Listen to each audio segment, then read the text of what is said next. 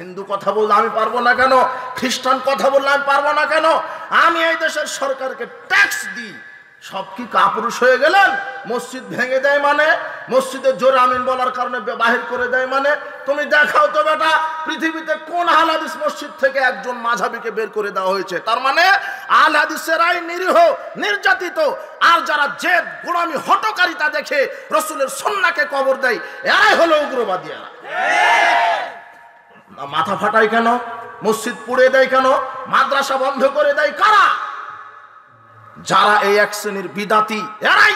আর এদের উপরে শয়তান ওহী নাজিল করে বলে যে আহলে হাদিসকে ঠেকাও, আহলে হাদিসের প্রোগ্রাম বন্ধ করো, আহলে হাদিসের মসজিদ ভেঙে দাও। এদের উপরে শয়তান ওহী নাজিল করে আহলে হাদিসকে কাফের ফতোয়া দাও, আহলে হাদিসকে ইহুদি খ্রিস্টানের দালাল বলো। এই যে মাওলানা বলছে আহলে হাদিস হলো ইহুদির দালাল, এর উপরে ওহী নাজিল করেছে কে? সাবধান, আমি যে আমলটা করব কোরআন সুন্নাহ অনুযায়ী আমল করতে হবে। হুজুর যত বড় হোক, আলখাল্লা পাগড়ি যত বড় হোক, ডিগ্রি দিয়ে ধর্ম নয়, হুজুর দিয়ে ধর্ম নয়, স্থান কাল দিয়ে ধর্ম নয়। ধর্ম কোরআন এবং সহিহ হাদিস দিয়ে, ধর্ম একজন ব্যক্তি দিয়ে, যার নাম মুহাম্মদ সাল্লাল্লাহু আলাইহি ওয়াসাল্লাম। দলিল নাই, তুমি গায়ের জোরে কথা বলো কেন?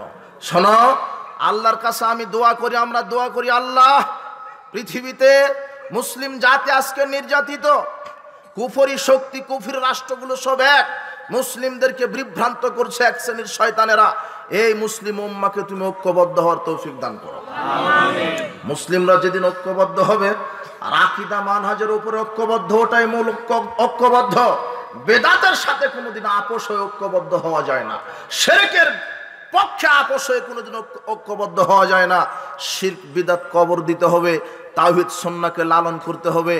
আজকে কোরআন এবং সহিহ সুন্নাহ মানার কারণে আজকে পৃথিবীতে আহলে হাদিস পরিবার, আহলে হাদিস যুবক, আহলে হাদিস যুবতী, আহলে হাদিস মানুষ নির্যাতিত। এমনকি পরিবার থেকে পিতামাতা ত্যায্য পুত্র করছে, সমাজ তাকে অবহেলা করছে, সমাজ তাকে অপবাদ দেয়, সমাজ তাকে তাচ্ছিল্য করে, সমাজ তাকে অপবাদ দেয়, সমাজ তাকে বলে ইহুদি খ্রিস্টানের দালাল। অপরাধ কি? স্রেফ কোরআন সুন্নাহ মানে তাই। মসজিদ থেকে বাহির করে দেয়। অপরাধ কি? স্রেফ কোরআন হাদিস মানে তাই। মসজিদ থেকে তাকে মাথা ফাটিয়ে দেয়। অপরাধ কি? স্রেফ রাসূলের হাদিস অনুযায়ী আমল করে তাই। তাকে অপবাদ দেয়। অপরাধ কি? স্রেফ কোরআন সুন্নাহ মানে, সালাফদের নীতিতে চলে, এটাই অপরাধ। আমরা এদেরকে সান্ত্বনা দেওয়ার জন্য বলি, ভাই তোমাকে পিতা মাতা তোমাকে তাড়িয়ে দিয়েছে, সমাজ তোমাকে অপবাদ দেয়, তোমার মসজিদে জায়গা হয় না, মাদ্রাসায় স্থান হয় না, প্রোগ্রাম বন্ধ করে দেয়, তুমি নির্যাতিত। আল্লাহর নবী এই কথা বলেছেন, ইন্না মিন ওয়ারাইকুম জামানা সাবরিন। শোনো সাহাবীগণ, আমার শেষ উম্মতেরা আমার সুন্নাহর উপরে আঁকড়ে থাকার কারণে তাদের উপর নির্যাতন করা হবে। আজকে সুন্নাত যারা মানে, রাসূলের সুন্নাহ যারা মসজিদ, মাদ্রাসা, স্কুল, কলেজে মানে, তারা নির্যাতিত হচ্ছে না?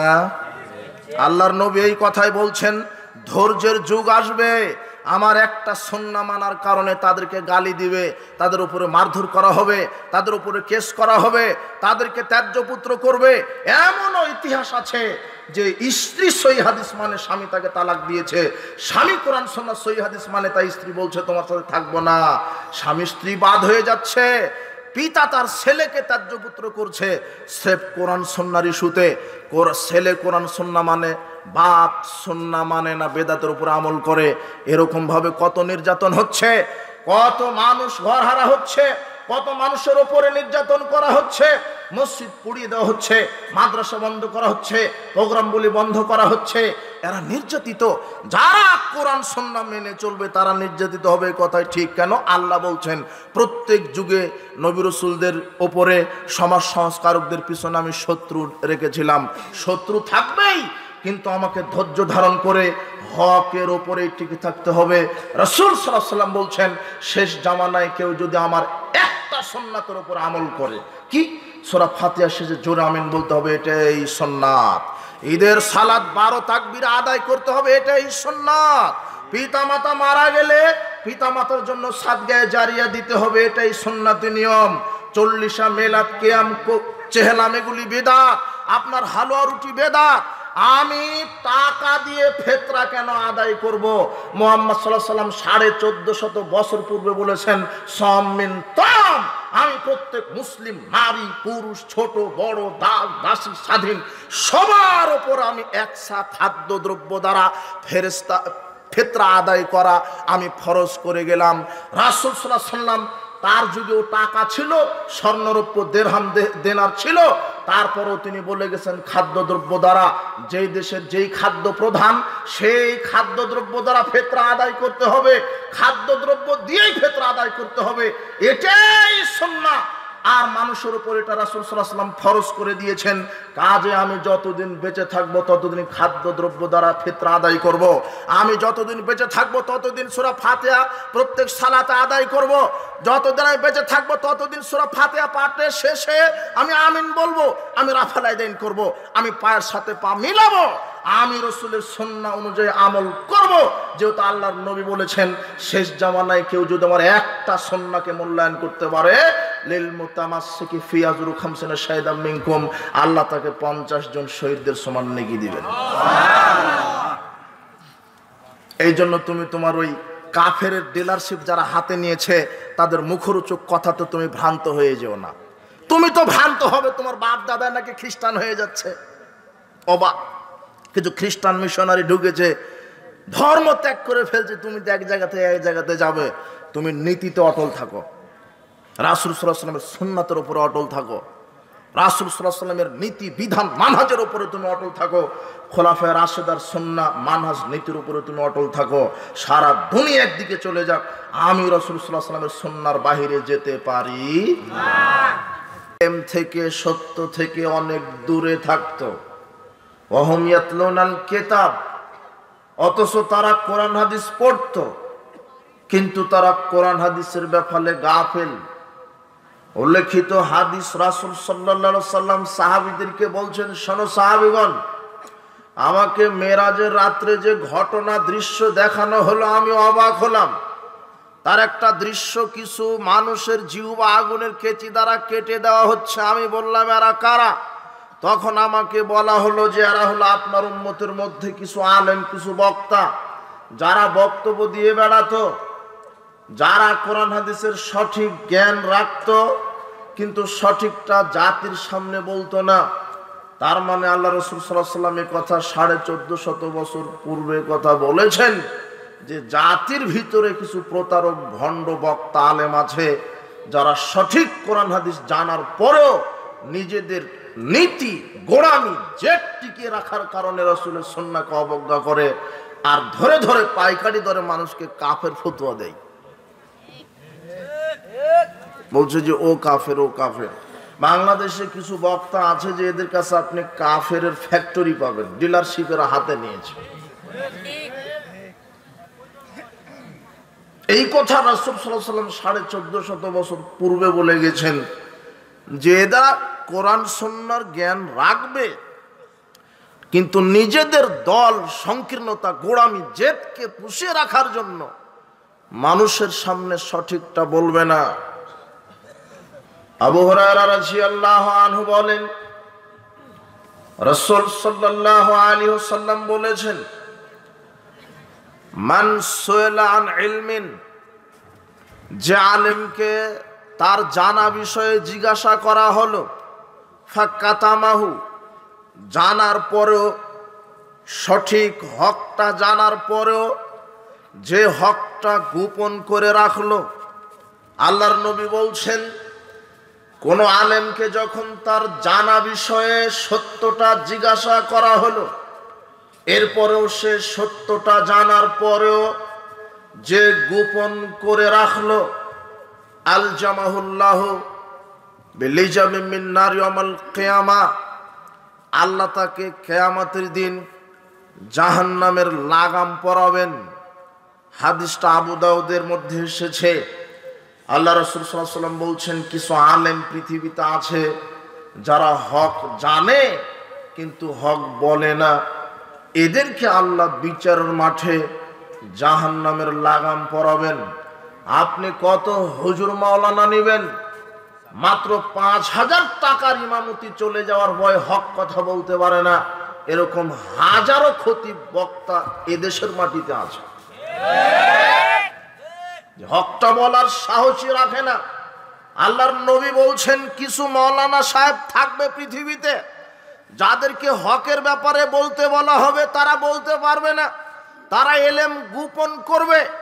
যেই বক্তা মাওলানা হক গোপন করে জাতির সামনে বলিষ্ঠ কণ্ঠে বলতে পারে না এটা শিরক, এটা বেদাত, এটা করলে ঈমান কবুল হবে না, এটা করলে ঈমান নষ্ট হবে, এই বেদাতে আমল করলে আমল কবুল হবে না, পরিণাম জাহান্নাম হবে, এরকম ভাবে বলিষ্ঠ কণ্ঠে বক্তব্য দেয় না। অথচ হুজুর, মাওলানা, খতিব, আপনার দাওরা ফারেক সবাই জানে হাদিস, সবাই জানে হকটা, কিন্তু হকটা বলতে পারে না।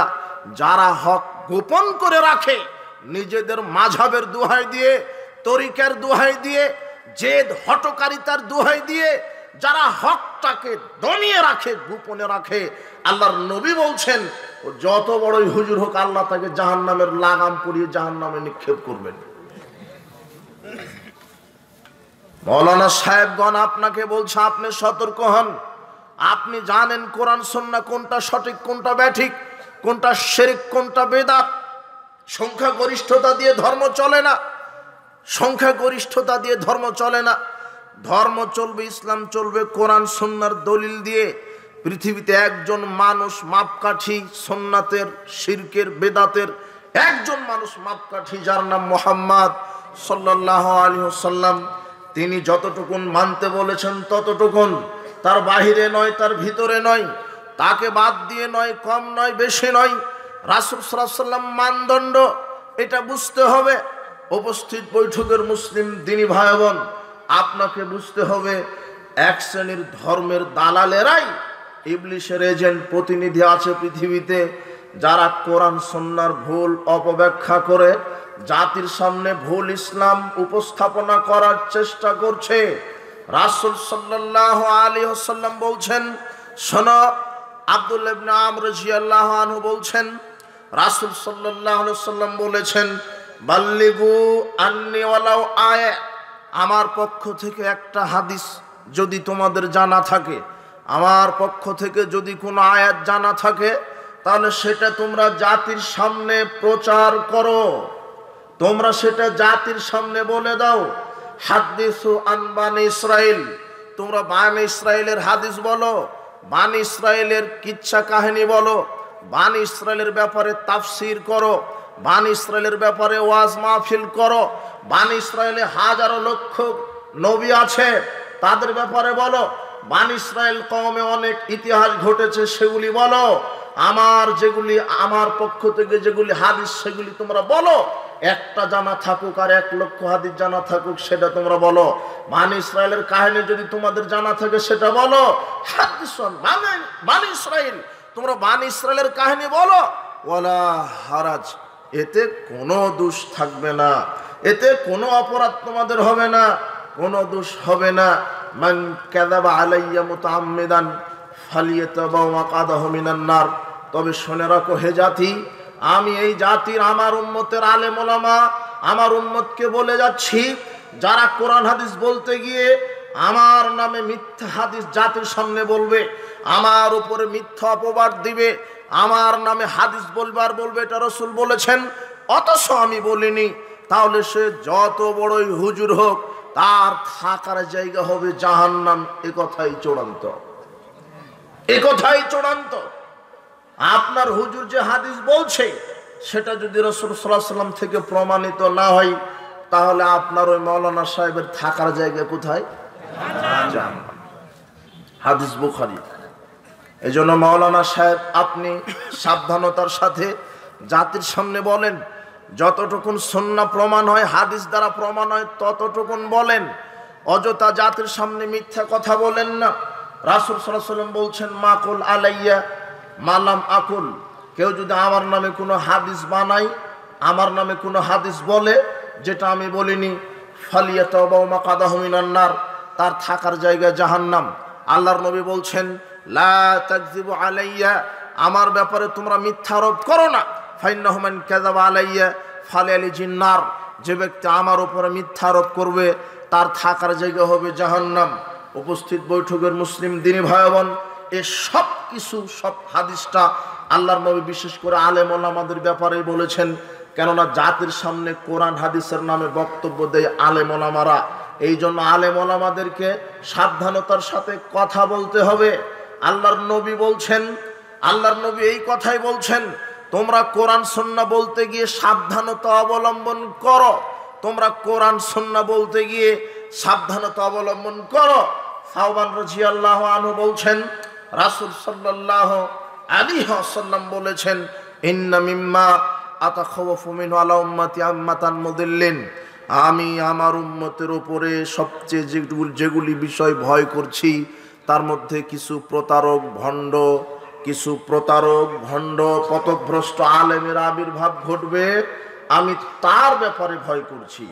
আমি আমার উম্মতের অনেক বিষয় নিয়ে ভয় করেছি।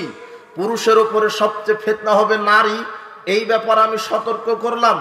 মানুষ দুনিয়াবি বিষয়ে বেশি প্রতিযোগিতা করবে, দুনিয়া পরকাল ভুলে যাবে, এই বিষয়ে আমি সতর্ক করে দিলাম। আর আমি মানুষ জেনা ব্যভিচার প্রতিযোগিতা করবে, জেনা ব্যভিচারে পশু পাখি যেভাবে জেনায় লিপ্ত হয়, গরু ছাগল যেভাবে রাস্তাঘাটে জেনায় লিপ্ত হয়, নারী পুরুষ যুবক যুবতী অপসংস্কৃতি পালন করতে গিয়ে ওইভাবে জেনায় লিপ্ত হবে, এটা আমি ভয় করছি। তার মধ্যে সবচেয়ে যেটা ভয় করি, মানুষের ঈমান নষ্ট করবে, আমলকে বরবাদ করে দিবে, একজন আলেম আবির্ভাব হবে, সেগুলি পথভ্রষ্ট আলেম। সবচেয়ে বেশি ভয় করেছেন আল্লাহর নবী তার শেষ উম্মতের উপরে, তারা হবে ভ্রান্ত আলেম। ভ্রান্ত আলেমের ব্যাপারে আল্লাহর নবী সতর্ক করেছেন।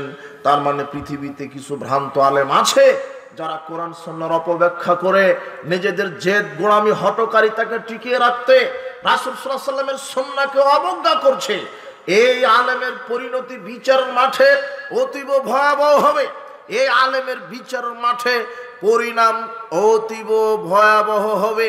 আল্লাহর নবী বলছেন, আমি আমার উম্মতের উপরে সবচেয়ে যেটা বেশি ভয় করি সেটা হবে পথভ্রষ্ট ভ্রান্ত আলেম। আবু হুরায়রা রাদিয়াল্লাহু আনহু বলেন, রাসূল সাল্লাল্লাহু আলাইহি ওয়াসাল্লাম বললেন, ইন্না আওয়ালান নাস ইউযা আলাইহি ইয়াউমাল কিয়ামাতি রাজুলুন উস্তুশহিদা। বিচার মাঠে আল্লাহর কাঠগড়াতে প্রথমে যাকে নিয়ে যাওয়া হবে সে হবে শহীদ। শহীদকে আল্লাহর সামনে উপস্থিত করা হবে। শহীদকে উপস্থিত করার পরে আল্লাহ তাকে তার জীবনের সব নেয়ামাত স্মরণ করিয়ে দিবেন। ফারাফাউ নিমাহু, তার নিয়ামতগুলি আল্লাহ স্মরণ করিয়ে দিবেন। স্মরণ করিয়ে দেওয়ার পরে বলবেন, মা আমিলতা ফিহা, হে শহীদ তুমি কি আমল করে আজকে আমার কাছে এসেছ? তখন শহীদ বলবে, আল্লাহ কাতালতু ফিক, আমি আপনার জন্য জিহাদ করেছি, শহীদ হয়েছি। হাত্তাও শহীদতু, আমি অবশেষে শহীদ হয়েছি। আমি আল্লাহর রাস্তায় জিহাদ করেছি, অবশেষে আমি শহীদ হয়েছি। আল্লাহ, আমি আপনার দ্বীনকে কায়েম করার জন্য জিহাদ করেছি, অবশেষে শহীদ হয়েছি। তখন আল্লাহ বলবেন, কাযাবতা, তুমি মিথ্যা বলছো। ইন্নাকা, নিশ্চয়ই তুমি, লিউকালা জারিয়ুন, তুমি এই জন্য জিহাদ করেছ যাতে মানুষ তোমাকে বড় বাহাদুর বলবে। নিয়ত ছিল মানুষ তোমাকে বড় বাহাদুর বলবে। ফাকাত কিলা, মানুষ এটা বলেছিল। ফামাউমিরা বিহি ফাসহাবা লা ওয়াজহাতা উলকিয়া ফিন্নার, আল্লাহ ফেরেশতাদেরকে বলবেন, এই শহীদকে মাথার নিচের দিকে দিয়ে, দুই পা উপরের দিকে দিয়ে জিহ্বার মাধ্যমে হাঁটিয়ে জাহান্নামে নিক্ষেপ করো। আল্লাহ প্রথম যাকে জাহান্নামে দিবেন সে হবে শহীদ, কাফের নয়। বুঝেননি মনে হয় কথা? প্রথম যাকে জাহান্নাম দিবেন সে কে? শহীদ। সে কাফের, মুনাফিক, মুশরিক নয়, সে হলো শহীদ, যা আল্লাহ রাস্তায় জিহাদ করেছে। কিন্তু নিয়তটা ছিল মানুষকে খুশি করার জন্য, আল্লাহকে খুশি করার জন্য নয়। দ্বিতীয়, এইবার রাজুলুন আল্লামাহুল্লাহুল কোরআন ওয়া আল্লামাহু ওয়া ক্বারাল কোরআন, দ্বিতীয় ব্যক্তিকে উপস্থিত করা হবে, সে হলো আলেম মানুষ, কোরআনের আলেম, কোরআনের হাফেজ, কোরআন জানে, কোরআনের উপরে পাণ্ডিত্য অর্জন করেছে। ও বড় কারি সাহেব, একে তো আলেম, একে তো কারি, একে তো হাফেজ। এমন হাফেজ, কারি, মাওলানা, বক্তা, হুজুর, বুজুর্গানে দিন, পীর, এদেরকে বিচার মাঠে উপস্থিত করে ফারাফাউ নিমাতাহু, তাদের নিয়ামত স্মরণ করিয়ে দেওয়া হবে। এই যে আমি তোমাকে হাফেজ বানিয়েছিলাম, আল্লাহ বলবেন আমি তোমাকে কোরআনের উপরে আলেম বানিয়েছিলাম, বড় ডিগ্রি নিয়েছো তুমি। কত ডিগ্রি তোমার? এই হাটহাজারি, দেওবন্দি, মাদানি, ফারেক, অমুক, আপনার প্রিন্সিপাল, এই সেই কত ডিগ্রি তোমার ছিল। তুমি তো কারি, তুমি তো মৌলানা, তুমি তো মুহাদ্দিস, তুমি তো মুফাসসির, অনেক ডিগ্রি তোমার ছিল, তুমি তো বড় ডিগ্রিধারী। এগুলি মনে হচ্ছে না? তখন বলবে জি আল্লাহ, আমার মনে হচ্ছে আপনি আমাকে এই এই নিয়ামত দিয়েছিলেন। আমার কেরাত ছিল সুন্দর, আমি তেলাওয়াত করতাম সুন্দর, আর আমি বক্তৃতা দিতাম সুন্দর, সব মনে হচ্ছে। তখন আল্লাহ বলছেন ফামা আমেল তাফি, তুমি কি করেছো এগুলো নিয়ামত দিয়ে আমাকে একটু বলো তো। তখন মৌলানা সাহেব বলবে, আলেম বলবে তাআল্লামতুল ইলমা ওয়া আল্লামতু ওয়া কারাতু ফিকাল কোরআন। আল্লাহ, আমি নিজে ইলম অর্জন করেছি, আমি মানুষকে ইলম শিক্ষা দিয়েছি, আমি কোরআন কারি ছিলাম, বড় কারি। তখন আল্লাহ বলবেন কাযাবতা, তুমি তো মিথ্যা বলছো, তুমি মিথ্যা বলছো, তুমি মিথ্যা বলছো আমার সামনে। কেন? তুমি আলেমগিরি করেছো, বক্তাগিরি করেছো, যাতে মানুষ তোমাকে বড় আলেম বলে, বড় আলেম বলে, যেন বলে যে গ্র্যান্ড মুফতি। বলছি যে আমি গ্র্যান্ড মুফতি। অবাক, ওকে কেউ ডিগ্রি দেয়নি, ও নিজে জোর করে বলছে যে আমি মনে করি গ্র্যান্ড মুফতি। ও দুনিয়াতেই বাহাদুরি, বিচার মাঠে নগদ। 1450 বছর পূর্বে আল্লাহর নবী এই হাদিস বলেছেন, আল্লাহ বিচার মাঠে বলবেন যে তুমি তো নিজেকে বড় বক্তা মনে করতে, আলেম ডিগ্রিধারী মনে করতে, ও দুনিয়াতেই জাহির করছে যে আমি গ্র্যান্ড মুফতি, আমি অমর, আমি বড় মৌলানা, আমি এই। দেখেন এই যে ফখর করছে, এই যে কিবর, অহংকার করছে, এই হুজুর, এইরকম এক শ্রেণীর হুজুর, মাওলানা, মুহাদ্দিস, কারি, হাফেজ, এদেরকে বিচার মাঠে আল্লাহ ধরে বলবেন যে তুমি মিথ্যা বলছো, তুমি ডিগ্রি অর্জন করেছো মানুষ যাতে তোমাকে বড় মুহাদ্দিস বলে, মানুষ যাতে করে বলে তোমাকে বড় আলেম। তুমি কারি সাহেব সেজেছিলে, সুন্দর ভঙ্গিতে কোরআন তেলাওয়াত করেছিলে, মানুষ যাতে তোমাকে বড় কারি। ফাকাত কিলা, আরে বলেও ছিল তোমাকে মানুষ বলেও ছিল তোমাকে সুমমের রবি ফাসহিবাল ওয়াজাতুলকে ফিন্নার। তখন আল্লাহ বলবেন এই ফেরেশতারা, এই হাফেজকে ধরো, এই বক্তাকে ধরো, এই মুফাসসিরকে ধরো, এই আলেমকে ধরো, একে উল্টো মুখে টানতে টানতে জাহান্নামে নিক্ষেপ করো। যাকে দ্বিতীয়বার জাহান্নামে দিয়ে জাহান্নাম উদ্বোধন করা হবে, তিনি আর কেউ নয়, কোনো কাফের মুশরিক নয়, সে হলো আলেম। কাকে দিয়ে জাহান্নাম উদ্বোধন হবে? আলেম। তার মানে এক শ্রেণীর আলেম পৃথিবীতে আছে। এই আলেমই হলো ভ্রান্ত, ভণ্ড, প্রতারক আলেম, যারা জাতির সামনে চ্যালেঞ্জ করে যে এই হলো সেই হলো। বলছে যে যদি কেউ 8 রাকাত তারাবি দেখাতে পারে তাহলে 20 লক্ষ টাকার চ্যালেঞ্জ। অথচ তারাবি শব্দটা হাদিসেও নেই, কোরআনেও নেই। অবাক। আবার তোমার হুজুর এত প্রতারণা দিচ্ছে, প্রতারক। ও বলছে যে 20 রাকাত তারাবি, 8 রাকাত তাহাজ্জুদ, একেবারে নগদ গাঁজাখুরি কথা। পৃথিবীর কোন হাদিসের কিতাবে নাই যে 20 রাকাত তারাবি, 8 রাকাত তাহাজ্জুদ। তোমার হুজুরকে শয়তান ওটা ওহী করে বলে দিয়েছে। এটা শয়তান ওহী করেছে। শয়তান যে ওহী করে এটাও আল্লাহ কোরআনে বলে দিয়েছে। আপনি একটু ধৈর্য ধরেন, আপনাকে আজকে বুঝে উঠতে হবে যে বাংলাদেশের মাটিতেই হাজারো ভণ্ড প্রতারক মাওলানা আপনাকে প্রতারণা দিয়ে যাচ্ছে। আজকে এটা বুঝে উঠতে হবে যে সঠিক ইসলাম কি আর প্রতারণার শহীদ ইসলাম কি। আপনি একটু ধৈর্য ধরেন। বলছিলাম উপস্থিত বৈঠকের মুসলিম দিনী ভাই বোন, এক শ্রেণীর আলেম আছে, ভণ্ড প্রতারক আছে, আইম্মাতান মুদিল্লিন। আল্লাহর নবী বলেছেন ভ্রান্ত আলেম আমি ভয় করছি, সবচেয়ে বড় ভয় করছি ভ্রান্ত আলেম। আমি সবচেয়ে বড় ভয় করছি ভ্রান্ত আলেম, যারা জাতির সামনে প্রতারণা দিবে, প্রতারণা করবে, আর এই শ্রেণীর আলেমকে দিয়ে জাহান্নাম উদ্বোধন হবে। এই শ্রেণীর আলেমকে দিয়ে জাহান্নাম উদ্বোধন হবে।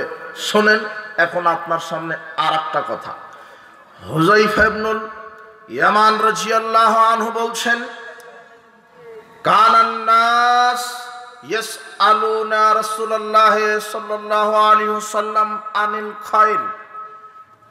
রাসূল সাল্লাল্লাহু আলাইহি ওয়াসাল্লামের নিকটে মানুষেরা এসে শুধু কল্যাণের বক্তব্য শুনতে চাইতেন, কল্যাণ সম্পর্কে জিজ্ঞাসা করতেন। আল্লাহর নবী কি করলে জান্নাত, কি করলে ফজিলত, কি করলে এত নেকি, কি করলে ফজিলত, সবাই এরকম আমল এরকম ফজিলতপূর্ণ জিজ্ঞাসা করতেন। কুনতু আসআলুহু আনিশ শাররি মাখাফাতা ইদরিকানে, আর আমি জিজ্ঞাসা করতাম অকল্যাণ সম্পর্কে। আল্লাহর নবী, কি করলে ঈমান ভেঙে যায়, কি করলে জাহান্নাম হয়, কি করলে আমল নষ্ট হয়ে যায়, এগুলো আমাকে বলেন, যাতে করে আমি সতর্ক থাকতে পারি, যাতে করে আমি সতর্কতা অবলম্বন করতে পারি। এই কথা বলার পর আমি বললাম, আল্লাহর নবী, ইন্না নাকুনু ফিল জাহিলিয়াতি, ইন্না কুন্না ফি জাহিলিয়াতিন ওয়া শাররিন। আল্লাহর নবী, আমরা তো জাহেলি যুগে ছিলাম। আল্লাহর নবী, আমরা তো জাহেলি যুগে ছিলাম। ফাজান আল্লাহু বিহাজাল খায়র, আল্লাহ আমাদেরকে কল্যাণে নিয়ে এসেছেন। আমরা জাহেলি যুগে ছিলাম, আল্লাহ আমাদেরকে কল্যাণের ওপরে কল্যাণের মধ্যে নিয়ে এসেছেন। ফাহাল বাদা হাজাল খায়র মিন শাররিন, তো এই যে কল্যাণ দিয়েছেন, এই কল্যাণের পরে কি আবার অকল্যাণ আসবে?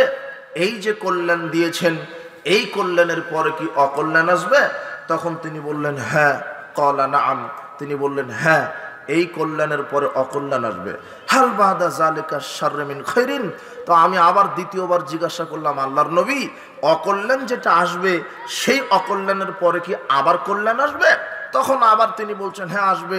অফিহি দাখানুন, তবে সেটা হবে ধোঁয়াটা, সেটা হবে কুয়াশাচ্ছন্ন, সেটা হবে অন্ধকারচ্ছন্ন, সেটা হবে অস্পষ্ট কল্যাণ। তখন আমি অবাক হয়ে বললাম, আল্লাহর নবী, ওমা দাখানুহু, এই অস্পষ্ট ধোঁয়াটা ঘোলাটা ইসলাম কল্যাণ আবার কি? আমি তো বুঝতে পারলাম না। তখন আল্লাহর নবী বলছেন, কওমুন ইয়াহদুনা বিগাইরি হাদি, শোনো হুযায়ফা, এমন একটা সময় আসবে যেই সময়ে আমার উম্মতের মধ্যে আমার উম্মতেরা আমার তরিকা বাদ দিয়ে, আমার নীতি বাদ দিয়ে মানুষের বড় আলেম নেতা বুজুর্গের দিন তরিকায় চলবে। তারিফু মিনহুম ওয়া তুনকিরু, তাদের মধ্যে ভালো মন্দ উভয়ই থাকবে, তাদের মধ্যে ভালো মন্দ উভয়ই থাকবে। এমন একটা সময় আসবে আমার উম্মতের মধ্যে যারা আমার তরিকা, আমার মানহাজকে বাদ দিয়ে মানুষের বা বড় হুজুর, ভ্রান্ত হুজুর বা বড় আলেমের, বড় নেতার গোলামি করবে, তাদের নীতিতে চলবে। তো তাদের মধ্যে অর্ধেক ভালো অর্ধেক খারাপ থাকবে। তখন হুযায়ফা রাদিয়াল্লাহু আনহু বলছেন যে হাল বাদা জালিকাল খায়রু মিন শাররিন, তো এই যে ঘোলাটা ভালো, এই ঘোলাটা ভালোর পরে কি আবার অকল্যাণ আসবে? আবার কি অকল্যাণ আসবে? এইবারে রাসূল সাল্লাল্লাহু আলাইহি ওয়াসাল্লাম বললেন হ্যাঁ, অকল্যাণ আসবে। এমন অকল্যাণ আসবে, দুআতুন ইলা আবওয়াবি জাহান্নাম, জাহান্নামের দিকে নিয়ে যাওয়ার জন্য কিছু বক্তা বের হবে। কি বের হবে? আমার কথাকে আপনারা বুঝতে পারছেন নাকি? হাদিসটা বুখারী 3606 নম্বর হাদিস, এটা বুখারীর হাদিস। খুব মনোযোগ, একটু ধৈর্য ধরেন। হুযায়ফা রাদিয়াল্লাহু আনহু বলছেন, ঘোলাটা ইসলামের পরে কি আবার অকল্যাণ আসবে? তখন রাসূল সাল্লাল্লাহু আলাইহি ওয়াসাল্লাম বলছেন হ্যাঁ, ঘোলাটা ইসলামের পরে আবার অকল্যাণ আসবে। তখন হুযায়ফা বলছেন, ওটা কেমন অকল্যাণ বলেন, ওটা আবার কেমন?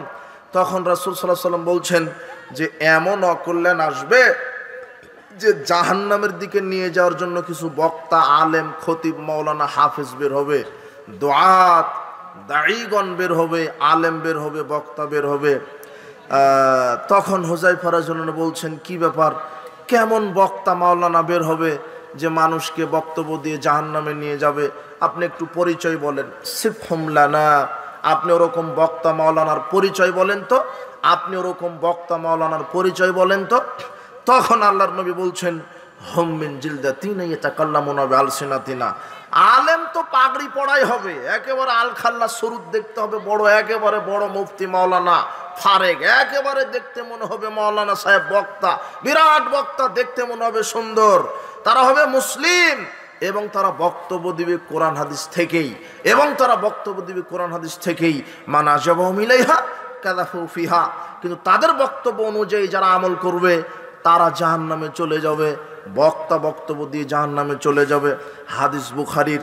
রাসূল সাল্লাল্লাহু আলাইহি ওয়াসাল্লাম 1450 বছর পূর্বে বলে গেছেন যে কিছু বক্তা বের হবে, বক্তব্য দিয়ে মানুষকে জাহান্নামে নিয়ে যাবে। আবার বক্তা কোরআন হাদিস থেকেই বক্তব্য দিবে। ঘটনা কি? কি ঘটনা? কেমন বক্তা হবে যেই বক্তা কোরআন থেকে বক্তব্য দিয়ে আপনাকে জাহান্নামে নিয়ে চলে যাবে? হাদিস থেকেই বক্তব্য দিয়ে আপনাকে জাহান্নামে নিয়ে চলে যাবে। শুনেন, বক্তা কোরআনের আয়াত তেলাওয়াত করবে ঠিক, কিন্তু ব্যাখ্যা করবে নিজের মতো করে। শয়তান যেভাবে বুঝাতে বলবে ওইভাবে বুঝাবে। হাদিসও পাঠ করবে ঠিক, কিন্তু হাদিসের বোঝ নিবে শয়তান যেভাবে ওহী করবে ওইভাবে নিজের মতো করে। অথচ আমাকে কোরআন সুন্নাহ বুঝতে হবে রাসূল সাল্লাল্লাহু আলাইহি সাল্লাম যেভাবে বুঝেছেন ওইভাবে। কিভাবে বুঝতে হবে? কোরআনটা নাজিল হয়েছে রাসূল সাল্লাল্লাহু আলাইহি সাল্লামের উপরে, না আপনার ওই পীর সাহেবের উপরে? রাসূল সাল্লাল্লাহু আলাইহি সাল্লামের উপরে। তো তিনি ভালোভাবে বুঝাতে পারবেন নাকি পীর সাহেব?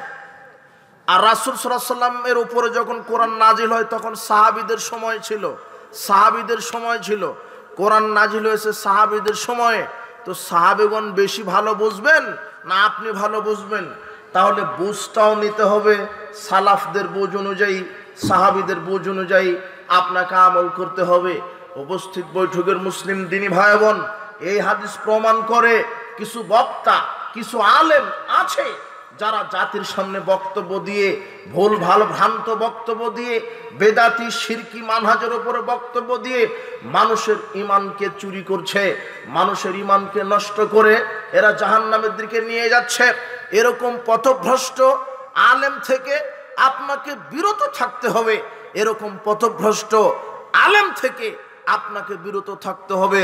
রাসূল সাল্লাল্লাহু আলাইহি সাল্লাম বলেছেন, এক শ্রেণীর বক্তা আলেম বের হবে যারা মানুষকে বক্তব্য দিয়ে জাহান্নামে নিয়ে যাবে। এক শ্রেণীর আলেমের উপরে, বক্তার উপরে শয়তান ওহী নাজিল করে। কে ওহী নাজিল করে? শয়তান। এই বক্তব্যটা তোমাকে বুঝতে হবে, তাহলে তুমি বুঝতে পারবে যে এক শ্রেণীর প্রতারক হুজুর বক্তা বাংলাদেশে আছে। দেখো তোমাকে বুঝাই। আল্লাহ বলছেন যে এক শ্রেণীর মৌলানা থাকবে, এক শ্রেণীর হুজুর মাওলানা মুহাদ্দিস থাকবে যাদের উপরে শয়তান ওহী করবে। দেখেন আয়াত আছে সূরা আনামের, দুইটা আয়াতে এসেছে এই কথা। আনামের 112 আয়াত আর 121 আয়াত। আল্লাহ বলছেন, ও কাযালিকা জাআলনা লিকুল্লি নাবিয়্যিন আদুওয়ান শায়াতিনাল ইনসি ওয়াল জিন। আল্লাহ বলছেন, আমি এভাবেই প্রত্যেক নবী রসুলদের উপরে শত্রু হিসেবে প্রেরণ করেছি। মানুষের ভিতর থেকে কিছু শয়তান, জিনদের ভিতর থেকে কিছু শয়তান। ওই যে সূরা নাস পড়তে গিয়ে আমরা বলি না, মিনাল জিন্নাতে ওয়ান নাস, শয়তান জিনের মধ্যেও আছে, শয়তান মানুষের মধ্যেও আছে। মানুষ শয়তানকে যে বলছো যে চল মোড়ে গিয়ে ক্যারাম খেলিয়ে হলো মানুষ শয়তান। কথা বুঝেননি মনে হয়? ওই যে চল অমুক জায়গাতে সিনেমা হচ্ছে চল ওখানে, ওই যে অমুক জায়গায় গানের আড্ডা হচ্ছে ওইখানে চল যাই, এলো মানুষ শয়তান, ওলো শয়তান, এলো নগদ মানুষ শয়তান। আর ওই যে তুমি রাত্রে শুয়ে আছো, তোমার অন্তরে ক্রমন্তনা দিচ্ছে ওই যে নারীটা খুব সুন্দর, ওকে ফোন দিয়ে বল যে অমুক পার্কে একটু ঘুরে আসি, ওলো জিন শয়তান। ও বলছে যে চলো 31st নাইট পালন করি, পহেলা বৈশাখ পালন করি, হলো জিন শয়তান। আর যারা এগুলি পালন করা আর হলো শয়তানের এজেন্ট, শয়তানের গোলাম, এদের উপরে শয়তান ওহী নাজিল করে। তবে আল্লাহ সুবহানাহু ওয়া তাআলা বলছেন, শোনো, আমি প্রত্যেক নবীদের উপরে শত্রু হিসেবে প্রেরণ করেছি। মানুষের মধ্য থেকে কিছু শয়তান, জিনদের মধ্য থেকে কিছু শয়তান। ইউহি বা'দুহুম ইলা বা'দিন যুখরুফাল কাওলি গুরুরা। এরা একে চমকপ্রদ কথা খরিদ করতে পারে। এই শয়তান আরেক শয়তানের উপরে, জিন শয়তান মানুষের উপরে এমন চমকপ্রদ ওহী খরিদ করতে পারে যে কিছু বক্তা আছে দেখবেন একেবারে চমকপ্রদ সুন্দর বক্তব্য দিয়ে, গরম বক্তব্য দিয়ে ও বেদাত প্রমাণ, ও সুন্নাহ প্রমাণ করে, অথচ আমলটা বেদাত। চমকপ্রদ, একেবারে চ্যালেঞ্জিং। কয়েকটা ইংরেজি ঝেড়ে দিবে, কয়েকটা আরবি ঝেড়ে দিবে, কয়েকটা ডিগ্রি বলে দিবে, এমন চমকপ্রদ একটা বাক্য খরিদ করে আপনাকে বলবে এটাই করতে হবে, অথচ তার দলিলই নেই। যুখরুফাল কাওলি গুরুরা। আল্লাহ বলে দিচ্ছেন কিছু শয়তানের এজেন্ট থাকবে যারা চমকপ্রদ কথা খরিদ করে শ্রোতাদেরকে ভ্রান্ত করে দিবে। এরপরের আয়াত সূরা আনামের 121 আয়াত খুলবেন। ওয়া ইন্নাশ শায়াতিনা লা ইউহুনা ইলা আউলিয়াইহিম লিউজাদিলুকুম। আল্লাহ বলছেন, নিশ্চয় শয়তান তার প্রতিনিধির উপরে ওহী নাজিল করে, নিশ্চয় শয়তান তার প্রতিনিধির ওপরে ওহী নাজিল করে, নিশ্চয় শয়তান তার এজেন্ট, তার দালাল, তার প্রতিনিধির ওপরে ওহী নাজিল করে। এখন প্রশ্ন, শয়তানের দালালকে? ইবলিশের দালাল কারা? ইবলিশের প্রতিনিধি কারা?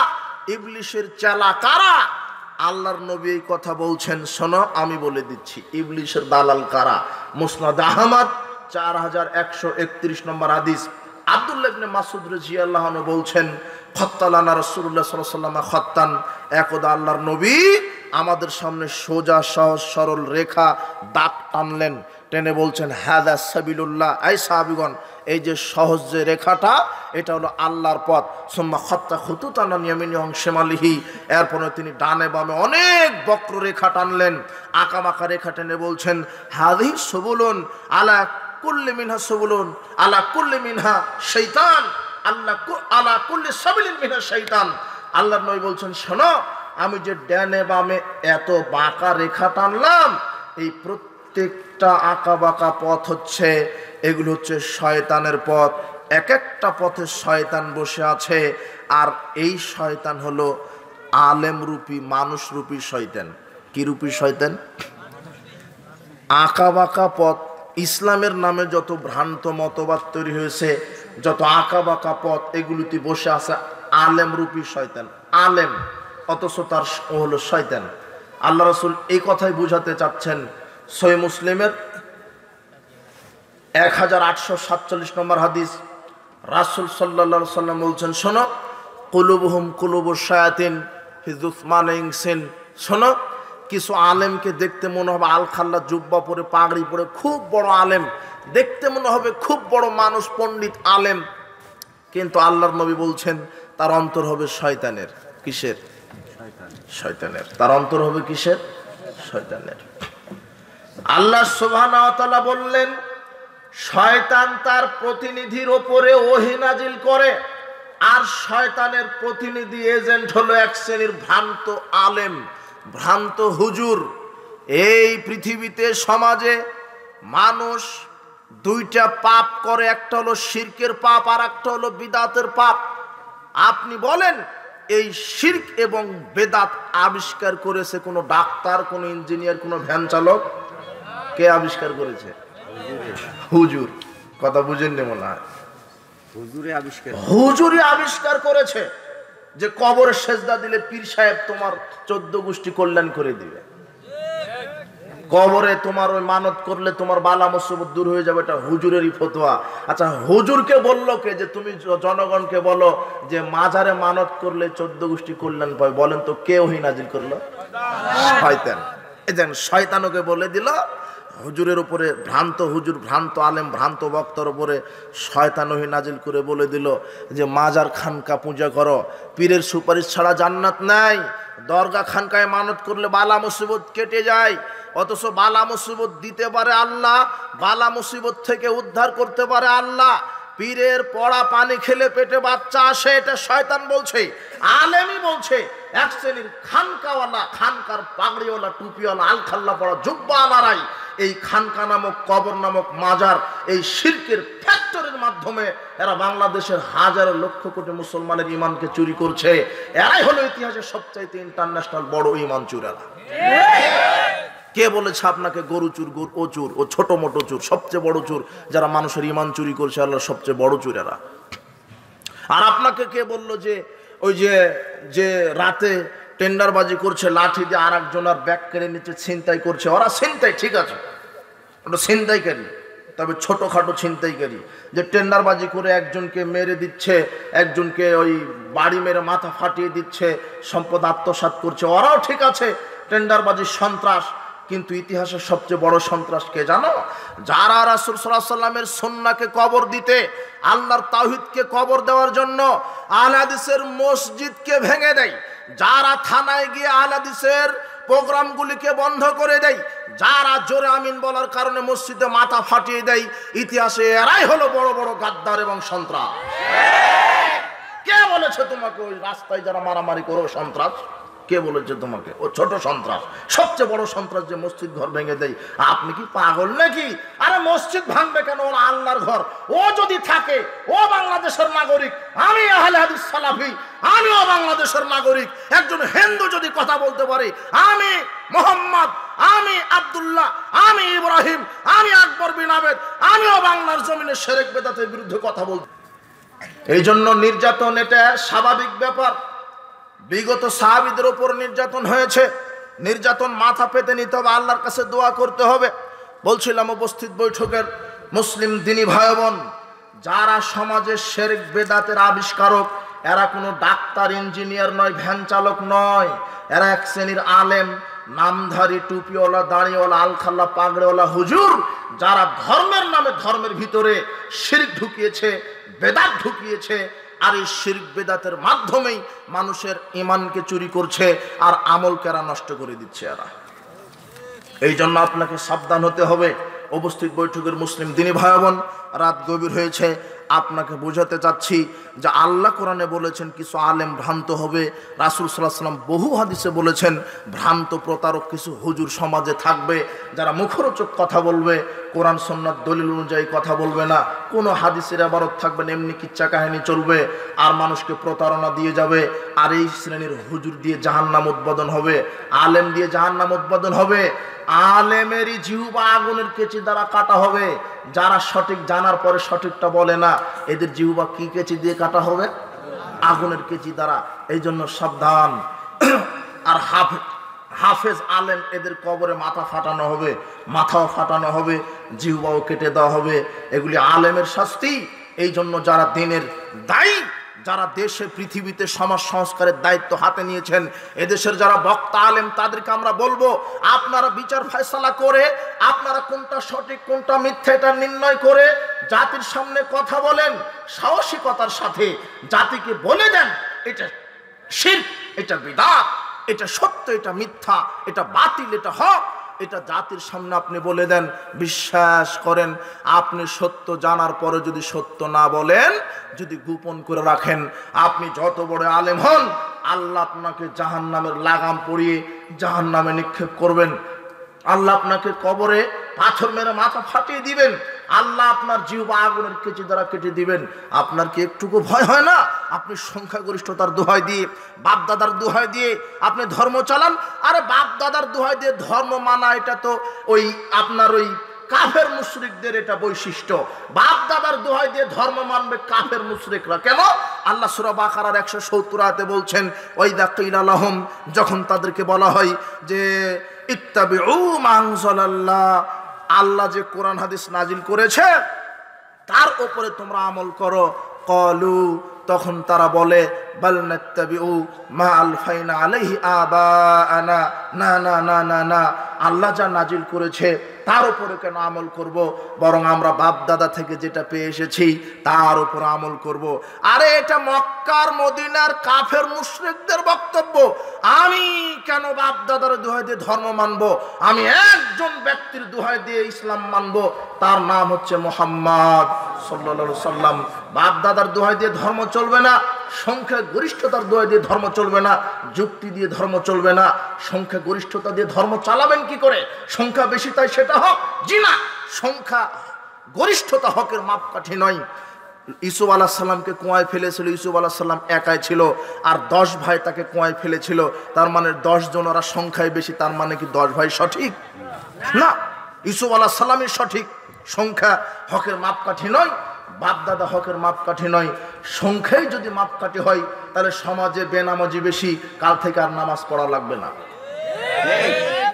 সংখ্যায় যদি হকের মাপকাঠি হয়, তাহলে সমাজে গাঁজাখুর, ইয়াবাখুর, বিড়িখুর, জর্দাখুর বেশি, কাল থেকে জম্মের খাওয়া খাবেন ভাতের বদলে। সংখ্যা হকের মাপকাঠি নয়, বাপদাদা হকের মাপকাঠি নয়। হকের মাপকাঠি স্রেফ কোরআন হাদিস।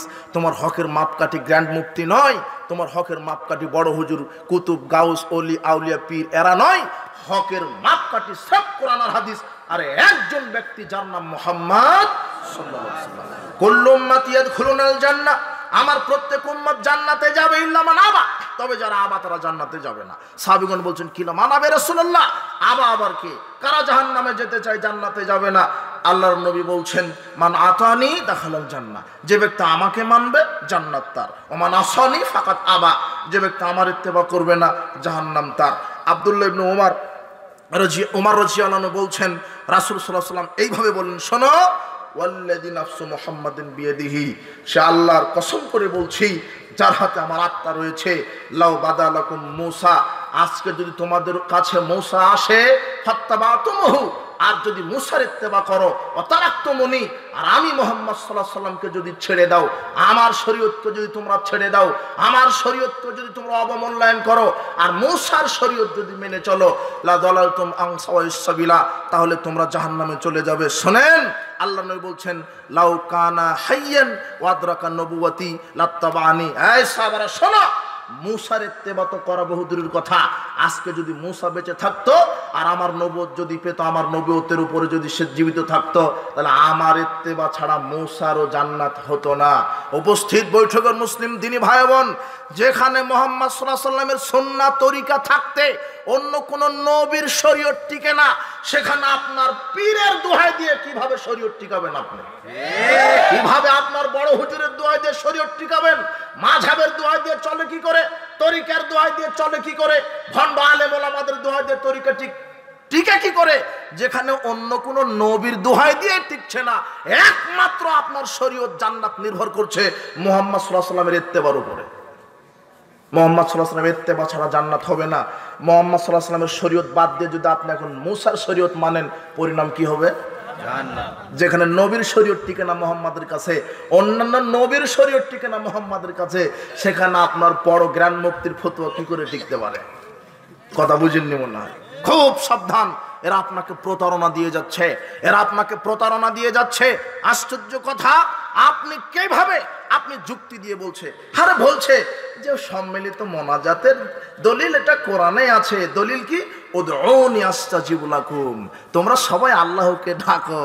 এখন এই হুজুর সূরা মুমিনুর 60 নম্বর আয়াত তেলাওয়াত করে বলছে এই যে সম্মিলিত মোনাজাত, তো এখানে বলছে তোমরা আল্লাহর কাছে সবাই দোয়া করো, তো এখানে কোথায় হাত উঠিয়ে দোয়ার কথা থাকলো? কথা বুঝেননি মনে হয়। তোমার হুজুরে আবার চ্যালেঞ্জ করছে যে এই যে চ্যালেঞ্জ করছে তোমার হুজুর মোনাজাতের পক্ষে। শোনেন, আমরা মোনাজাত নিষেধ করিনি। মোনাজাত ব্যক্তিগত ব্যাপার, মোনাজাত নিজের ব্যক্তিগত ব্যাপার। রাসূল সাল্লাল্লাহু আলাইহি ওয়াসাল্লাম বলছেন ইন্নাল্লাহা কারিয়ুন হাইয়ুন কারীমুন, আল্লাহ তোমাদের আল্লাহ লজ্জাশীল দাতা, তোমাদের আল্লাহ লজ্জাশীল দাতা। ইস্তাহি, তিনি খুব লজ্জাবোধ করেন বান্দা যখন তাকে ডাকে দুই হাত উত্তোলন করে, রাফা ইয়াদাইহি, দুই হাত উত্তোলন করে ডাকে যখন, তখন আল্লাহ লজ্জায় পড়ে যান। কি লজ্জা পড়ে যান? আয়ারুদ্দাহুমা সিফরান, তার খালি হাত ফেরত দিতে লজ্জাবোধ করেন। তার মানে কেউ যদি আল্লাহর কাছে হাত তুলে দোয়া করে, আল্লাহ তার দোয়া কবুল করবেই করবে, আজ হোক আর কাল হোক। কেন? তিনি লজ্জায় পড়ে যান, আহা আমার বান্দা হাত উঠিয়েছে আর আমি তার ডাকে সাড়া দিব না। তার মানে হাদিস ঠিক আছে, হাত তুলে দোয়া করেন, তো তার মানে কি এই আসসালামু আলাইকুম রহমতুল্লাহ, আসসালামু আলাইকুম রহমতুল্লাহ, বেহাক্কে লা ইলাহা ইল্লাল্লাহ, এটা তো প্রতারণা দিলেন। এটা আবার কি দোয়া করলেন? এটা কি কোনো দোয়ার ঢং হলো?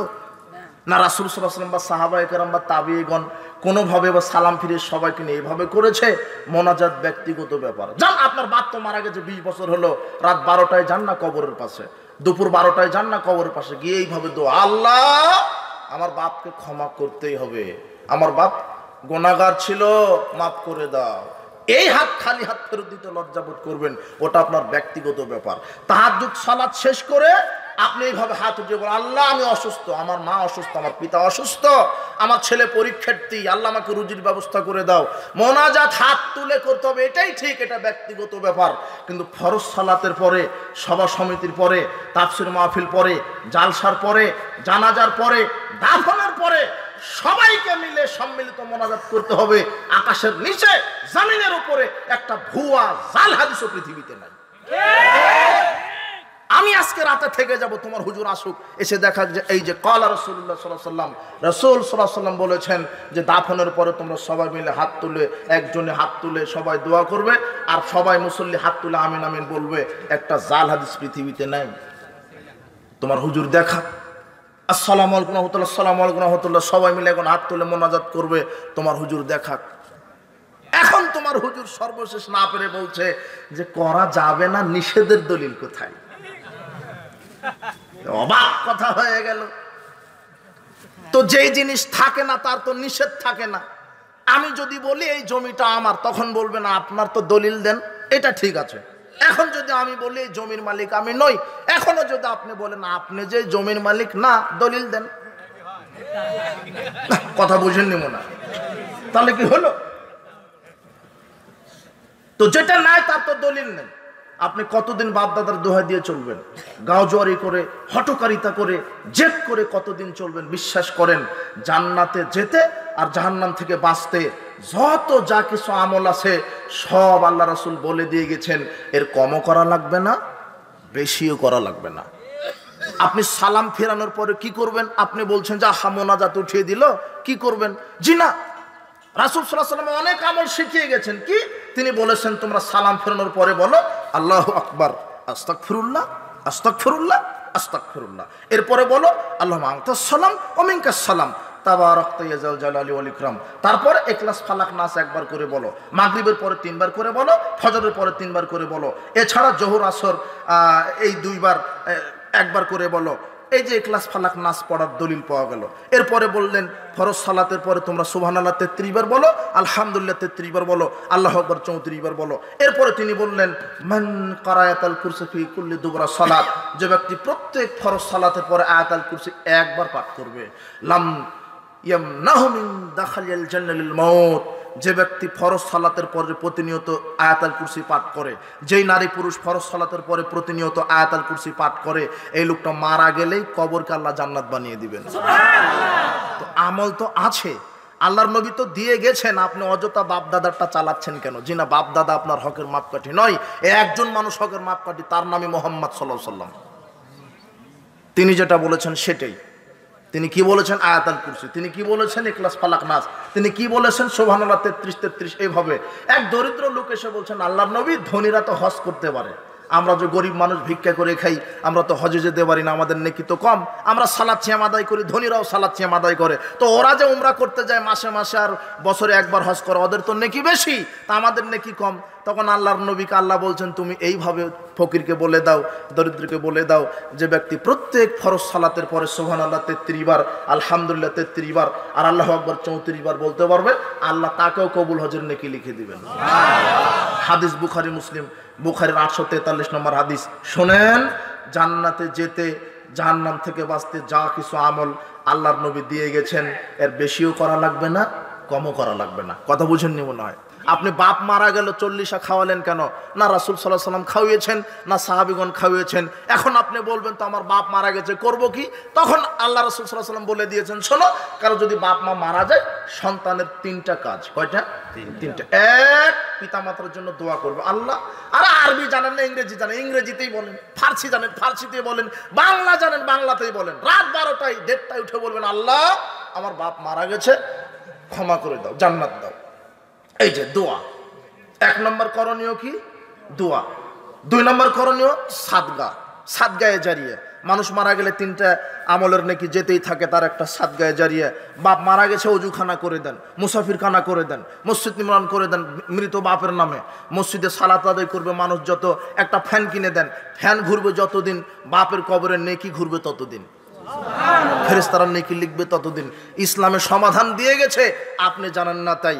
কিন্তু আপনি যে 40 দিনে 10,000 লোককে খাওয়ালেন, তার 9,000 লোকই তো সালাত আদায় করে না, তো আপনি বেনামাজিকে খাওয়ালেন কেন? ও খাবে আর বলবে তরকারিতে লবণ কম হয়েছিল। ও তো দোয়াই জানে না, বলবে কি? ও তো এমনি তো অজুই জানে না, সালাত তো বহুদূরের কথা, ওকে খাওয়ালেন কেন? মানে একটু জাহির করতে চাচ্ছেন 10,000 লোককে খাওয়িয়েছি। কথা বুঝেননি মনে হয়? ওই শরীয়ত আপনাকে কে দিল? আপনি দোয়া করবেন। 1, 2 কি করবেন? সাদগায়ে জারিয়া। 3, যদি সামর্থ্য থাকে তাহলে হজ করে আসতে পারেন। কথা বুঝেননি মনে হয়? রাসূল সাল্লাল্লাহু আলাইহি ওয়াসাল্লাম 3টা সমাধান দিয়েছে মৃত পিতামাতাকে জান্নাতে নিয়ে যেতে। সুবহানাল্লাহ। আর আপনি 3টায় নাকচ করে বলছে যে খাইয়ে দাও, একেবারে খাইয়ে দাও।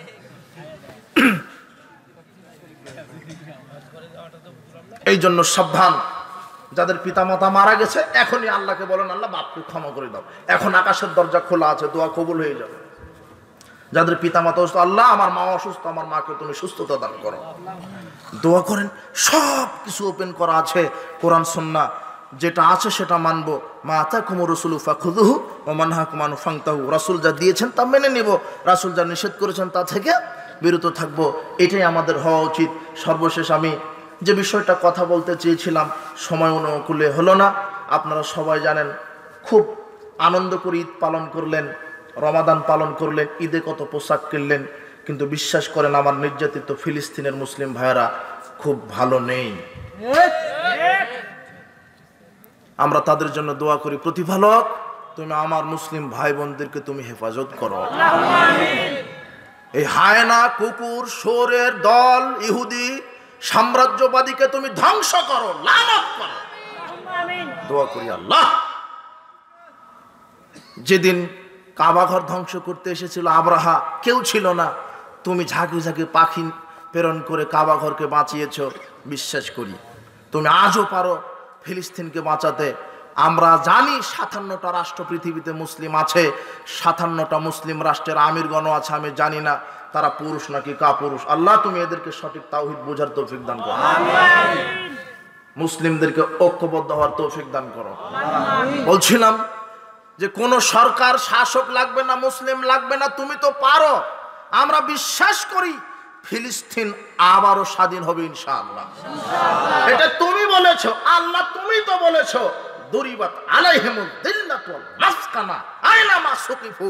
তুমি বলে দিয়েছো ইহুদিরা যেখানেই থাকুক তারা লাঞ্ছনা গঞ্চনা দারিদ্রতা নিয়েই পৃথিবীতে এসেছে, তারা ধ্বংস হবেই, এটা বিশ্বাস করি। এটা আমাদের আকীদা, ইহুদিরা ধ্বংস হবেই, এটা আমরা বিশ্বাস করি, এটা আকীদা। আজকে 57টা মুসলিম রাষ্ট্রের কেউ এগিয়ে আসতেছে না তাদের সহযোগিতায়, আমরা তাও বিশ্বাস করি। কারো লাগবে না, একদিন স্বাধীন হবেই, তারা স্বাধীন হবেই, তুমি স্বাধীন করবে, এটা আমরা বিশ্বাস করি। তবে একদিন এই মুসলিমরা ইহুদিদের বিরুদ্ধে যুদ্ধ করবে, এই কথা রাসূল সাল্লাল্লাহু আলাইহি ওয়াসাল্লাম বলেছেন। রাসূল সাল্লাল্লাহু আলাইহি ওয়াসাল্লাম বলেছেন লা তাকুমুস সাআত, কিয়ামত ততদিন পর্যন্ত হবে না হাত্তা ইউকাতিলাল মুসলিমুনা আল ইহুদা, যতদিন না মুসলিমরা ইহুদিদের বিরুদ্ধে যুদ্ধ না করছে। ফায়াকতুলহুমুল ইহুদিয়্যা, ইহুদিদেরকে মুসলমানরা ধরবে, হত্যা করবে। হাত্তা ইয়াকতুল ইহুদি মিন ওয়ারাই হাজারি সাজারে, এমনকি মুসলিমদের পিটানির চোটে ইহুদিরা গাছের পিছনে লুকাবে, পাথরের পিছনে লুকাবে। তখন গাছ পাথর মুসলিমের পক্ষ নিয়ে গাছ এবং পাথর কথা বলবে, বলবে এই আব্দুল্লাহ, হে আল্লাহর গোলাম,